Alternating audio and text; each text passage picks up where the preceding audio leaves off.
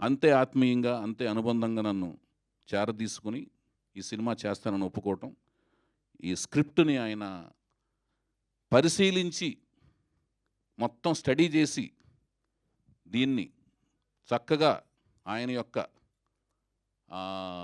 సలహాలు, సూచనలు ఇస్తానని, తర్వాత చక్కగా దీని పని పడదాం అని సలహా సూచనలతో ముందుకు వెళదామని ఆయన చెప్పటం అంతా కూడా నాకు ఒక పెద్దన్నయ్యలాగా అని అనిపించింది. ఒక ఆత్మీయుడిలాగా, కుటుంబ సభ్యులుగా నన్ను తీసుకోవటం అనేది నాకు చాలా ఆనందం కలిగింది. కీరవాణి గారు, దీనికి సభాముఖంగా ఈ కార్యక్రమం సందర్భంగా మీకు ధన్యవాదాలు తెలియజేసుకుంటున్నాను సార్. శతకోటి వందనాలు తెలియజేసుకుంటున్నాను. ఇంకా చాలా చెప్పాల్సింది ఉంది మీ గురించి. అది తర్వాత మనం బోల్డ్ సభల్లో చెప్పుకుంటాను. ప్రత్యేకించి ఒక కార్యక్రమమే చేస్తాను దాని గురించి. అది తర్వాత చంద్రబోస్ గారి గురించి కూడా ఇంతేనండి. సాహిత్య చిచ్చర పిడుగు. సాహిత్య చిచ్చర పిడుగు అంటేనండి, అది చాలా చిన్న మాట అండి. చిచ్చర పిడుగు అనే మాట ఏంటంటే, పెద్దవాళ్ళు చిన్నగా కనపడటం కంటే కూడా చిన్నగా ఉంటూ కూడా పెద్ద పెద్ద విషయాల్ని ఆవిష్కరించటం అనమాట.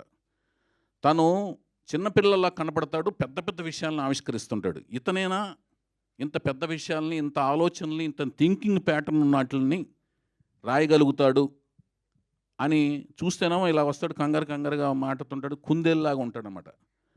చాలా కుందేల్లాగా హడావుడి కంగారుగా మాట్లాడతారు, వెళ్ళిపోతుంటాడు. చూస్తేనేమో సాహిత్యం అద్భుతంగా ఉంటుందన్నమాట. ఆయన చూస్తే నమ్మశక్యం కాదనమాట. రాసిన ప్రతీది పండితులందరితోనూ మళ్ళీ రీచెక్ చేసుకునే ఒక వినయం ఉంది ఆయన దగ్గర. అందరి దగ్గర, తన దగ్గర ఏమంటే నేను రాసింది కరెక్టేనా కదా, మళ్ళీ డైరెక్టర్ దగ్గరికి వెళ్తున్నాను, మళ్ళీ ఇది మాధ్యమాల్లోకి, మార్కెట్లోకి వెళ్ళిన తర్వాత నేను ఒక మాట కూడా పడకూడదు, నేను తప్పేమైనా రాసుంటే నన్ను సవరించండి, నాకు తెలియజెప్పండి అనే వినయ విధేయతలు, అహంకారానికి లోను కాకుండా వినయ విధేయతలతో ఎప్పటికీ ప్రయాణించే ఒక వినయ విధేయతలు ఉన్న మహా వ్యక్తి, శక్తి మన సాహిత్య చిచ్చరపిడిగా నేను ముద్దుగా పిలుచుకునే చంద్రబోసు. ఆయన కూడా నాకు అరుదుగా, అంటే చాలా లేటుగా, ముందు నాకు వేటూరు సుందరమూర్తి గారు రాశారు, తర్వాత నాకు సీతారామ శాస్త్రి గారు అంటే మహా అనుభావంతో ప్రయాణం స్టార్ట్ అయింది నా జీవితం, సంగీతం పరంగా, సాహిత్యపరంగా. తర్వాత వేటూరు గారు నా గురువు గారు అనమాట. ఆయన దత్తపుత్రుడిగా, నేను సినిమా ఇండస్ట్రీ అందరికీ తెలుసు, నేను ఆ దత్తపుత్రుడిగా ఆయన వేటూరు గారు. తర్వాత చంద్రబోస్ గారు పరిచయం అయ్యారు. అలాగే మధ్యలో నారాయణ రెడ్డి గారితో కూడా కొన్ని పాటలు రాయించుకున్నాను. అక్కడి నుంచి చంద్రబోస్ గారితో స్టార్ట్ అయింది. చంద్రబోస్ గారు ఒప్పుకోవటం కూడా ఇది నేను ఒక అద్భుతమైన కార్యక్రమం కింద ఫీల్ అవుతున్నాను. ఇంతకుముందు నేను చెప్పిన మ్యూజిక్ డైరెక్టర్స్ విషయంలో కూడా కీరవాణి గారితో ప్రారంభించినా కూడా నేను మధ్యలో రమణ గోగుల్ గారితో, చక్రి గారితో, సందీప్ చౌతా గారితో, మణిశర్మ గారితో, వీళ్ళ నలుగురితో కూడా 4 సినిమాలు చేయటం జరిగింది. వాళ్ళు కూడా ఎంతో నాకు ఇష్టమైన, నేను ఎంత కష్టపెట్టినా మంచి ఇష్టమైన మ్యూజిక్ ఇచ్చారు. వాళ్ళకు కూడా థ్యాంక్ యూ చెప్తూ ఈ సందర్భంగా, అలాగే చంద్రబోస్ గారికి మరొకసారి ధన్యవాదాలు చెప్తూ, అసలు ఈ కార్యక్రమానికి మరొక ముఖ్యమైన విశేషం ఏంటంటే, లాస్ట్ ఈవెంట్లో మనము పరిచయం చేసుకున్నది నందమూరి తారక రామారావు గారని. రామారావు గారి విశ్వవిఖ్యాత నటసార్వభౌమ నందమూరి తారక రామారావు గారి 4వ జనరేషన్, అంటే 4వ జనరేషన్. మొదటి జనరేషన్ రామారావు గారు, నెక్స్ట్ వారసులు బాలకృష్ణ గారు అన్నయ్య గారితో పనిచేశాను. హరికృష్ణ గారి కొడుకు జానకిరామ్ గారు బిడ్డ నందమూరి తారక రామారావు గారి పేరు, ఆయనే మా సినిమా కథానాయకుడు. ఆయన పేరుని పరిచయం చేశాను, ఆయన కథానాయకుడు. ఇప్పుడు కథానాయిక ఎవరు? నేను చాలా సినిమాలకి నేను పరిచయం చేసే వాళ్ళకి కేర్ ఆఫ్ అడ్రస్గా నిలిచాను. దేవుడి దయ వల్ల, మా తల్లిదండ్రులు నాకు ఇచ్చిన జన్మ వల్ల, రామారావు గారు ఇచ్చిన స్ఫూర్తి వల్ల, ఎన్టీ రామారావు గారు ఇచ్చిన స్ఫూర్తి వల్ల, కృషి, పట్టుదల, దీక్ష ఆయన ఇచ్చి వెళ్ళారు. ఆ మార్గదర్శనం నడవటం వల్ల నేను నిలిచాను. సో చాలామంది అమ్మాయిలను పరిచయం చేశాను. వాళ్ళందరినీ బాంబే నుంచి తీసుకురావటం జరిగింది.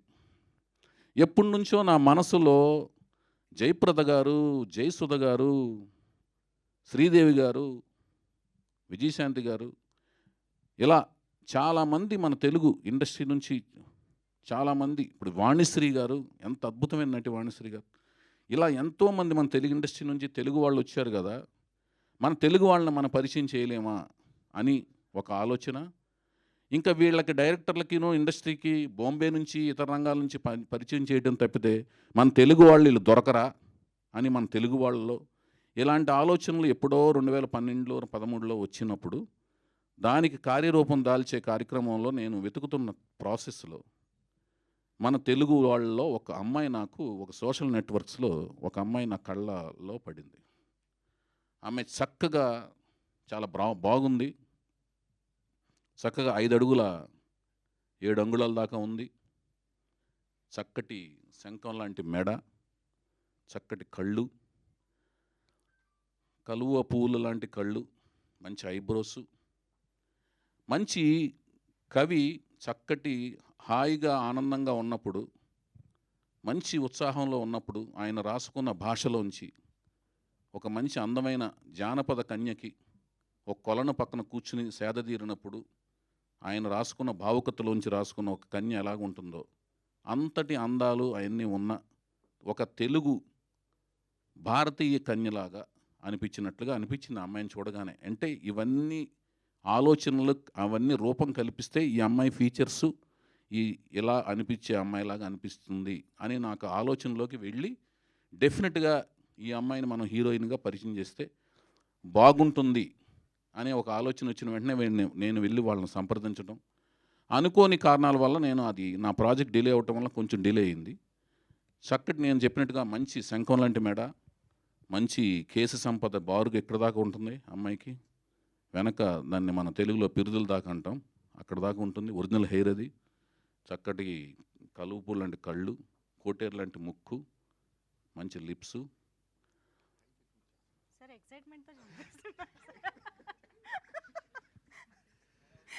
సో హైప్ ఎక్కువ ఇచ్చేస్తున్నారు. సరేనండి, అంత ఇస్తే కానీ అంటే దానివలన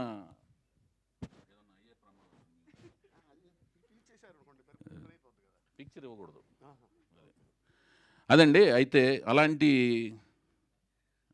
సార్ అన్నగారు దయచేసి ప్లీజ్.